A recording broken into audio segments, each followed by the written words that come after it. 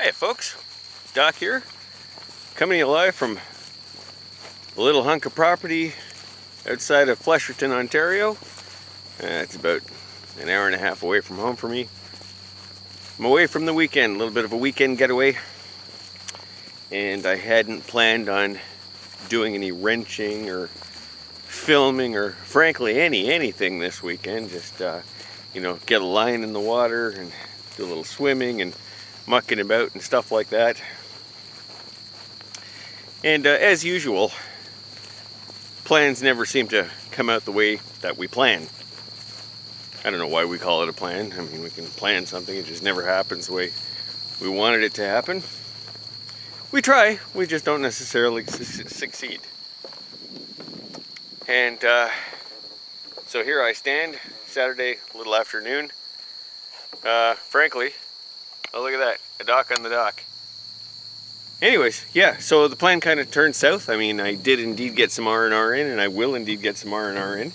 But this whole concept about, you know, not doing anything mechanically related this weekend just kind of took a dive on me. I'll show you what's up.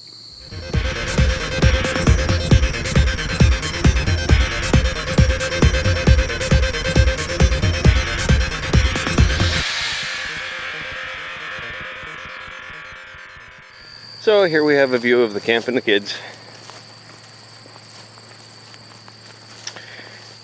And a view of what happens when Doc is entirely unprepared to haul crap home. Yeah, that cargo rack that I built to go in the trailer receiver, as you can see with the straps, a little bit tweaked. That big diesel engine on there. You can tell by my lack of a wheel well gap, there's some weight there. There's a lot of weight there. Because engine number one,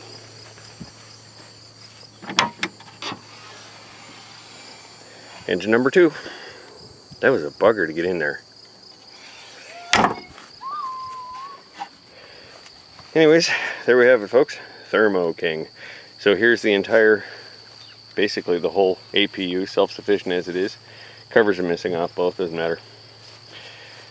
They're a little corrody looking inside because they, you know, get slung underneath a truck. Don't know much about them yet. They are two-cylinder, they are diesel, they are liquid cooled. I was told that they are Yanmar. I mean, it says Ingersoll Rand and Thermo King all over the packaging, but you know, that obviously doesn't mean much of anything. Now, I think these things were involved or tied into air conditioning or cooling systems. I'm not quite sure how the cooling system worked on these things. You know, you've got the upper water pipe housing, thermostat housing, blah, blah, blah, blah, blah. Pipes exit here, they go I don't know where, but you've got the radiator behind the shroud. One pipe goes into the radiator. There's the cooling fan. Fuel supply and fuel return, kind of like that. And a whole shite load of wiring. Battery cables, and I don't know, these must have been control wires or something. There's a whole wad of them. I'll have to figure that out later. Anyways, I don't really know how the cooling system did work, where those pipes went to, because there's a big loop, obviously, in and out of the radiator and elsewhere. Kind of going overhead down there, you can see the starter and the exhaust pipe. The exhausts on these things are rotted out from being under truck bodies. Both of them are bad. But there's the muffler and the pipe that would, you know, go from there. So from the front here, we can see the lubricating oil filter and the fuel oil filter. And there's the water pump, air box, cylinder head, rocker cover, blah. Now, tucking down in there, you can see the flywheel with the serpentine belt driving I'm not sure what. That looks an awful lot like an air conditioning compressor, and that might have something to do with the R134A comment here, the sticker here. I'm just really not sure how this system was set up. I don't see any conventional air conditioning tubes coming off here. I'll be honest with you, I don't know a damn thing about these things, really, I don't. Doesn't matter. Anyways, yeah, that looks a hell of a lot like an air conditioning compressor pump down there, and I think it might be. So you've got a serpentine belt pulley coming off the flywheel side, and then you've got a V-belt pulley on the engine side driving the water pump. And not much else that I can see. But yeah, there it is, fuel injection pump, etc, etc, etc. Pretty cool. I can't wait to get further into these things to see what I've actually ended up with for my money. But yeah, that's what happens when Doc is completely unprepared to drag way too much volume and way too much weight home. So here I am up at a trailer with two big diesel engines, one hanging off the back rack, not looking so good. I think I'm gonna have to support that a little bit better, and one inside the back of the Trailblazer. Root basket? No, I don't think so. So a couple further notes, having dug in a little bit further and spent 5 more minutes looking at it. I can't figure out why there's 2 oil fills. There appears to be an oil fill in the rocker cover, like we would expect to see, and then one here on the front of the fuel injection pump system. I'm not really a diesel guy, I'm still learning. I don't know why there would be a separate oil fill there. Beats the tar out of me. I guess I have to find out. There's a tag here with a serial number, and it says system tri-pack, and then it says watts, volts, amps, cycles, phase. I can't read the rest of the label, but that's usually something that would appear on an electrical appliance. Strange. Okay, so keeping that in mind, way down in front here, I'll just put the flashlight on it. See if I can get the camera in there at the same time. It's really hard to view through the viewfinder and hold the flashlight and, you know, get the overall look at what I'm looking at. But if you can see what I can see, I believe that's an alternator way down there in the bottom. Interesting. Very cool. And then there's a data tag here. It says Ingersoll Rand diesel engine, manufactured by Yanmar, made in Japan. And if I come around to this side of the engine, there is an information label on the rocker cover. It says Ingersoll Rand, made by Yanmar, blah, blah, blah, blah, blah.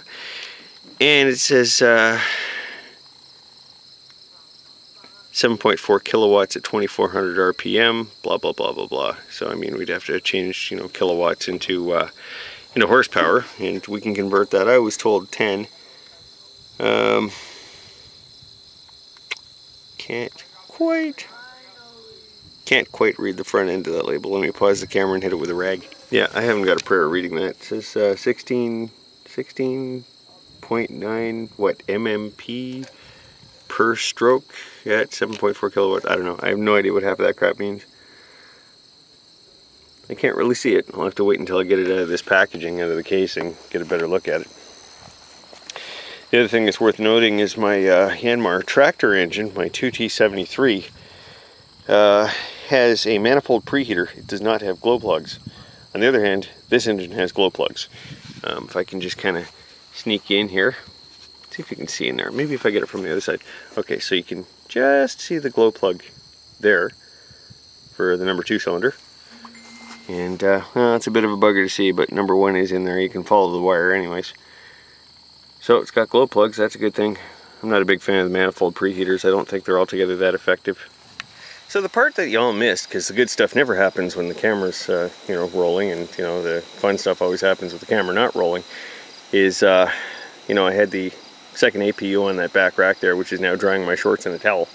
And I was trying to rejig things because I didn't like the weight distribution, and I wanted to have the second APU inside the truck, which, as you can see, both of them are in there now. Anyways, I had to shift the one on the rack backwards a little bit to be able to open up the hatch, and damn it if I didn't lose control of it and drop it rolled right off the frickin' rack onto the ground. Boom. And these things are pretty freaking heavy. So it took me a while with, you know, a couple of pieces of wood to use as ramps and my ratchet straps and blah, blah, blah, blah, blah, to basically winch it back up and onto the rack and then ultimately into the truck. Anyways, the truck's sitting a lot better now. I'm a little more comfortable, and then I'm probably going to use the crane arm on RoboTrailer when I get home to offload these things. But yeah, that was exciting. So yeah, there you go. I did it again. Dang it. I'd like to go ahead and thank Mr. Lou Rossi for once again helping me spend my money. Lou is the fella that I bought Suburban Commando from last year, and he threw up a link to a Kijiji ad on the Sprocket's Garage Facebook page and said, "Hey Doc, have you seen this?" And I said, "No." Yeah, well, I guess I had. I saw the ad after he posted it. And just for kicks and giggles, I dropped a line to the sender, and The ad had suggested it was out by Loseway, out around the Owen Sound area, which is still a bit of a distance from where I'm at. Anyways, it was just total fluke, right? I had planned to get away from the weekend coming up here. And as I said, I'm just outside of Flesherton. Now, I contacted the fellow that was selling these engines, and he said that there was supposed to be somebody coming up from just basically the north end of Toronto to pick them up. And I said, okay, well, that's a bit of a drag, but, you know, I understand it. You know, the guy said he's coming, you're going to honor that. And then as we were communicating back and forth a little bit further, he said two things that were very interesting.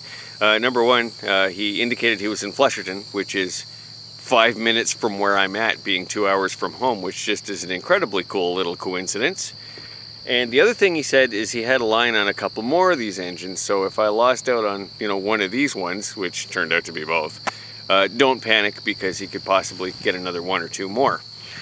So that being said, the communication went back and forth a little bit further. The guy that was supposed to come up from Toronto was a no-show, and he contacted me and he says, well, you know, if they're available, do you want to come out? So I came out, I looked, I made an offer on both. He took it, I took them. Yeah, kind of maxed out the load rating of the Trailblazer there, I think. Anyway, so just to kind of point something out here, I grabbed both of these because I considered it a good enough deal to grab both of them. And I wanted to make sure, you know, frankly, the price I paid for both wasn't a bad price for even one in good running order. And since I was taking a gamble on whether they were actually in good running order, I figure I score both for this decent enough price. And if I gotta transfer some parts, I can transfer some parts. If one block is bad, you know, I'm okay. You know, for that price, two of them into one good engine. If I get one good engine out of it, that's cool. That being said, I'm going to inspect both engines, you know, a cursory inspection anyways. And if both of them appear to be decent enough, you know, I'll tell you now, for anybody reasonably local to me, I'm probably going to flip the second one. So stay tuned, stay in contact with me, whatever, pay attention to the garage, because I'll probably list it there for sale. So anybody near me that is interested in a 2-cylinder Yanmar liquid-cooled 570cc engine, there you have it, folks. A quick look at the specs. Is 10 horse at 2400 RPM. Now obviously 2400 RPM is a little slower than we're used to. However, these things, governors can be adjusted, and the quick math would indicate that if it's 10 horse at 2400 RPM, it's going to be up around 15 horse at 3600 RPM, which is about consistent with the displacement, being 570cc. My Kubota Z400 is rated 10 horse at 36. So, you know, there's your quick math on you, and these curves tend to be the same even though the engine brands are different. So stay tuned, pay attention. I may well have one of these for sale. Until next time, take care of yourself.